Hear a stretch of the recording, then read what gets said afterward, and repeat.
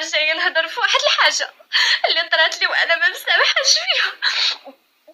تعرضت للضرب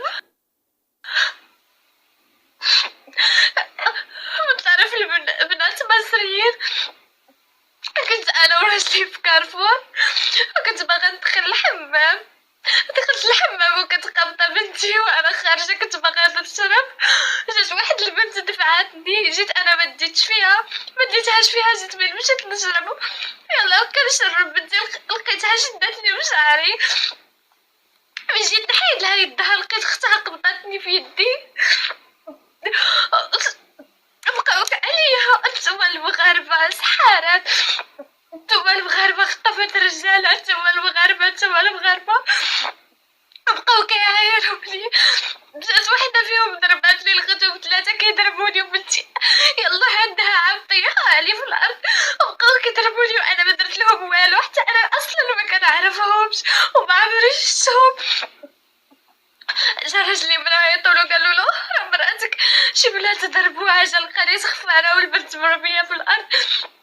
هز لي مشى بيا للطبيب.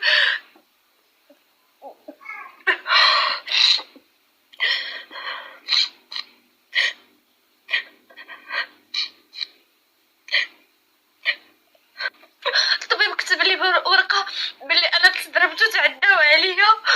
من مشى راجلي بالورقه مشى بها للبوليس، قالوا له لازم تجيب لنا الكاميرات ديال كارفور اللي صوراتهم وهما كيضربوا مراتك باش يلاه نديروا لك البلاغ. انا دابا بغيت البنات المغربيات كلهم ينشروا لي الفيديو ديالي باش انا ناخذ حقي، حيت انا حسيت بلي تظلمت بزاف وحسيت بالحقره، حيت انا ما درت لهم والو، ما يعرفونيش وما نعرفهمش، حقروني ضربوني. اللي بقى فيا هادشي كامل بنتي عندها عام 4 في الارض من غير ضمير.